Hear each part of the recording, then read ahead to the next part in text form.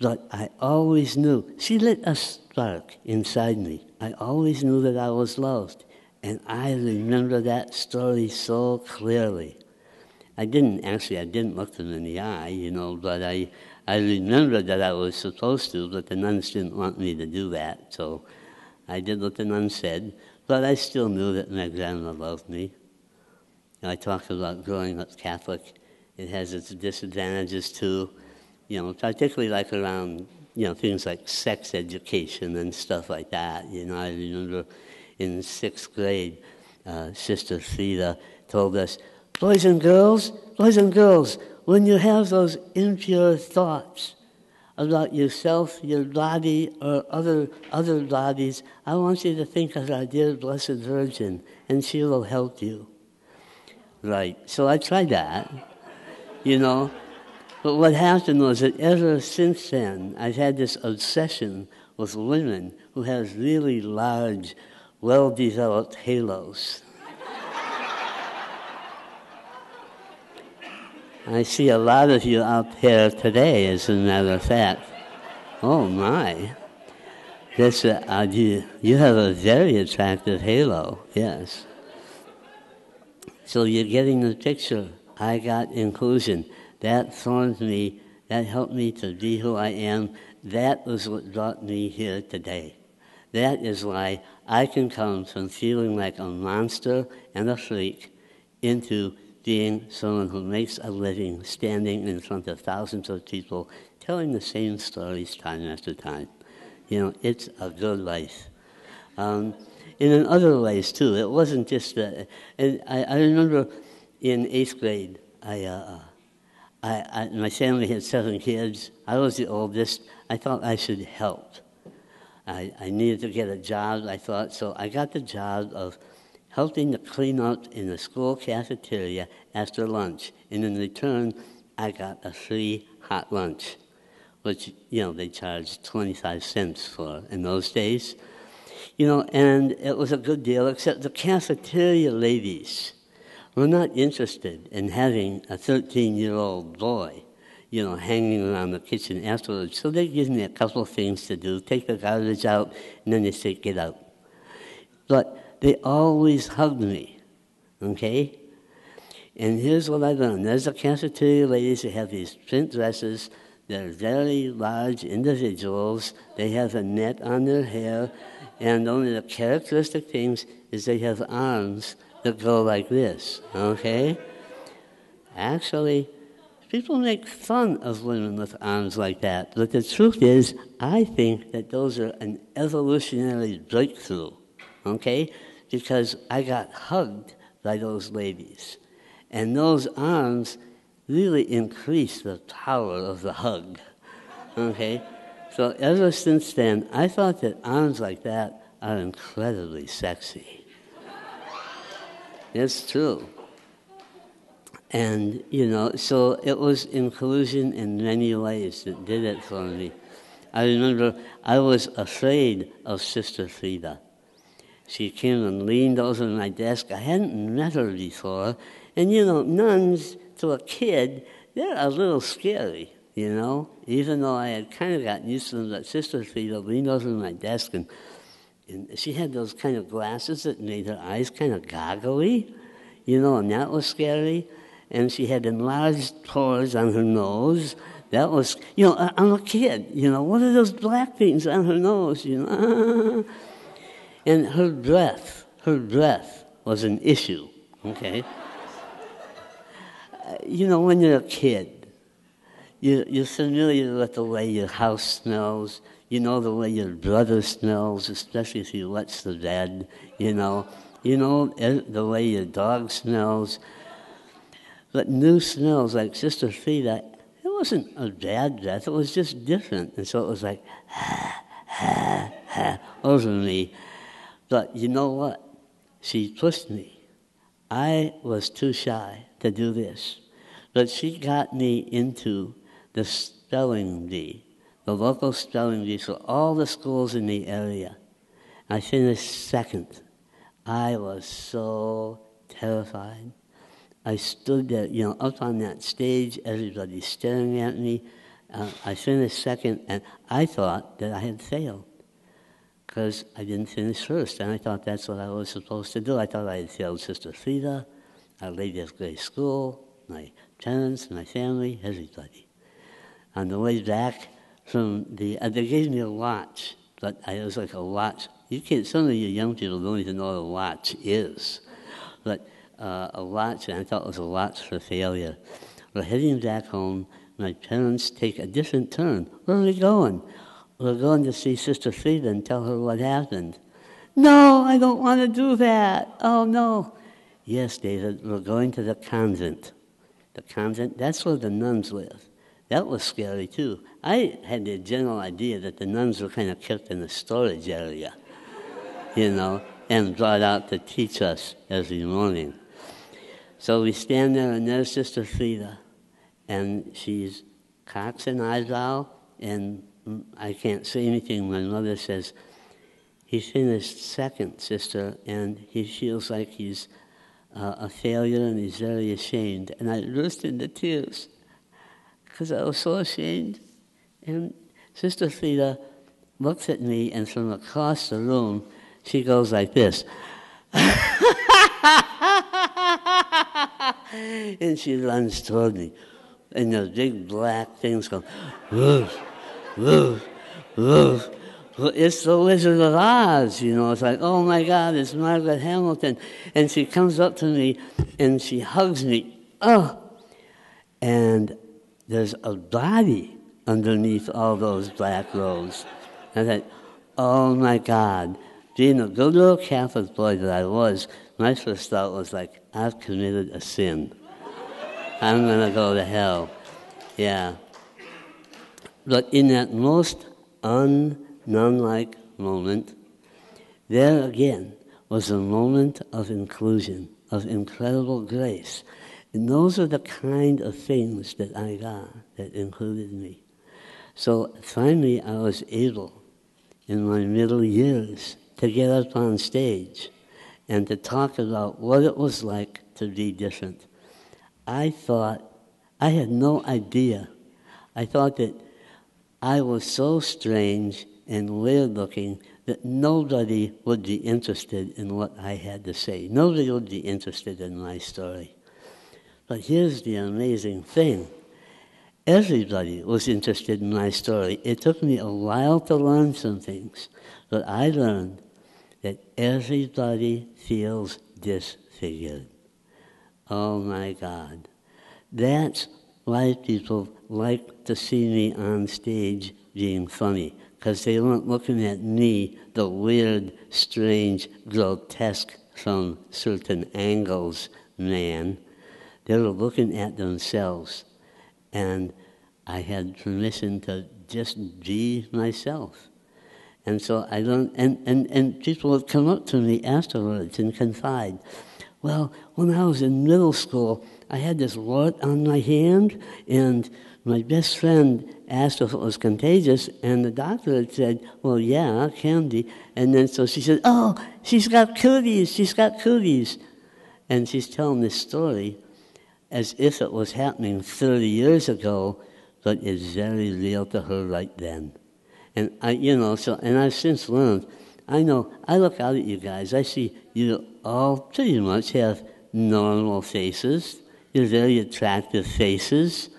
You have kind of boring faces, actually.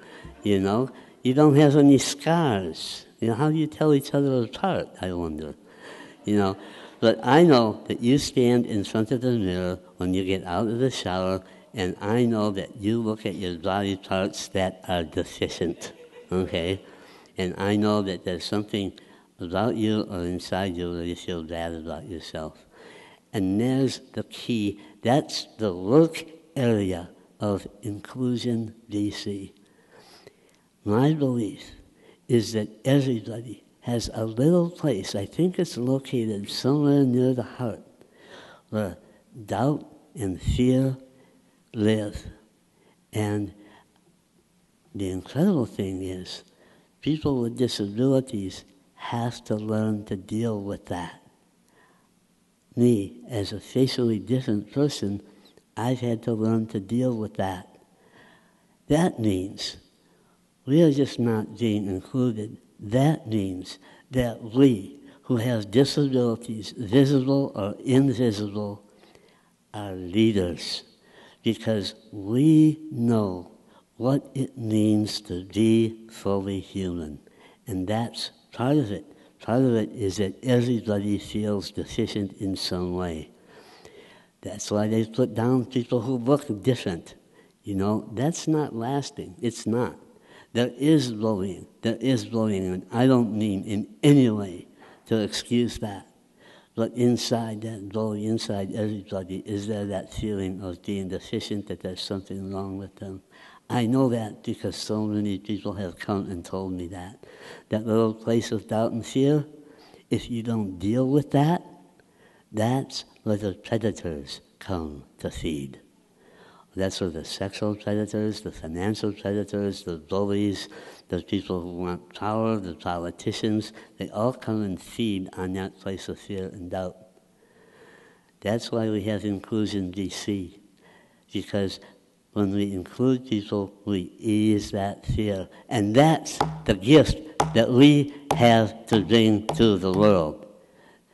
We are leaders. We are no longer to be pitied. We are no longer even survivors. We know things about what it means to be human that we have learned in Inclusion BC in 60 years. And we can bring that beauty into the world. That's what this conference has been about to me. I feel like I am leaving here with incredible amounts of hope and courage that I promise you I will not forget. And I'll take every opportunity to do what I can to bring that feeling of not being different into the world. It's us. We are the ones who are the primary ones who experience that disapproval, the bullying, the cruelty, and worse than that, what Tim Staten referred to as genocide. You know, it's no pretty matter. It's not like some light thing. It's deep.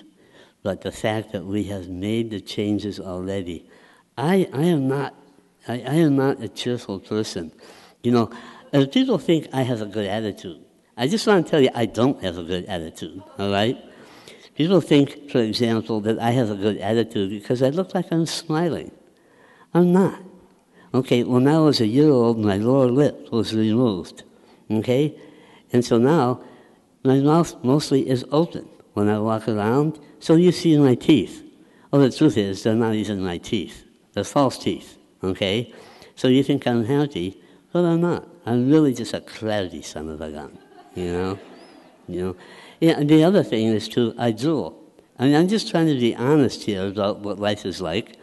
And so, like, you know the way dog owners are. They think that dogs are good judges of character. The dogs will come up to me and they'll lick my face.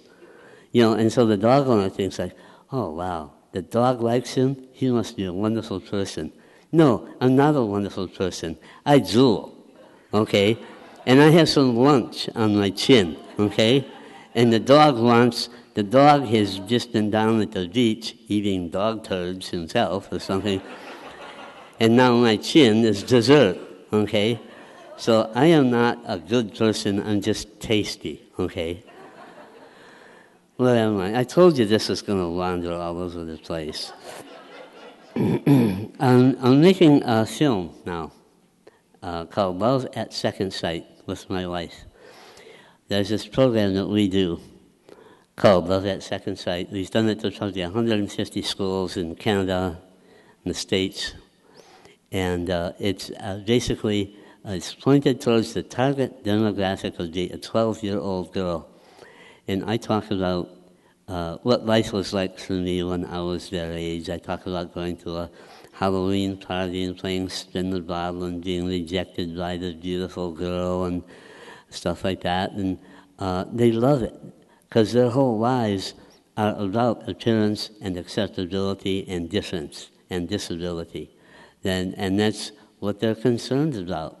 And so here's Marlena and I talking about this. And then Marlena talks about when she met me, she heard my voice, before she saw my face. So that she began imagining that I was about 6'2", with dark curly hair, kind of olive skin, and I was wearing cowboy boots and tight jeans. And so that when, I kind of looked that way, but not entirely. So when she was eager to meet this imaginary good-looking guy, and when she saw me, she went, oh! And obviously, I wasn't quite 6'2", all she saw was something radically, terribly wrong, and she ran away. And she followed me back later. She followed her heart, love at second sight. So this is tailored towards 12-year-olds, and they love it. And they love it. We've done it in person, so now we're doing it on a film, and we've just been showing it, and we showed it on the Sunshine Coast to a couple of schools, 6th graders. They love it. So we thought, well, we have to see more diverse children. So we went down to San Francisco, and Marlena showed it to 6 different 6th grade classes in an inner city school in San Francisco, and all the kids loved it. And it's interesting because we get the feedback, and what the kids say is, well, when I saw him, I was scared, and I thought, oh, whoa, was he in a fire, or did he get beat up, or is he half and half, or Two-Face, or something like that, or the Joker? And then I saw that he was happy. And then I felt good, and I felt happy myself. And this is a consistent feedback from the kids. They feel that difference, but when they see something different, they take a second look, it works. So I feel incredibly, incredibly happy to be able to continue doing that work, because I do see it as the work of inclusion. I feel like I'm going to step away today feeling encouraged in the bottom of my heart to continue doing what I do. And that's what I am asking of you in this final minutes of this conference, to look inside yourself, to think of the things that happened to you in these last few days, to bring them into that special place in your heart where they're not going to be lost. And what you can also do is, if as you're leaving, you see somebody who gave you a moment of grace over the last few days, tell them thank you, and that will help you keep that in your heart. And I'm asking you, just as I am promising you, that I will do what I do best for those 12-year-old kids. I want you to promise that you will do the same in whatever you are doing. Do you promise me that? Say yes. Say it again. Yes. Okay, one more time. Yes. That's so un-Canadian. I love it. Thank you very much. I'm David Roche.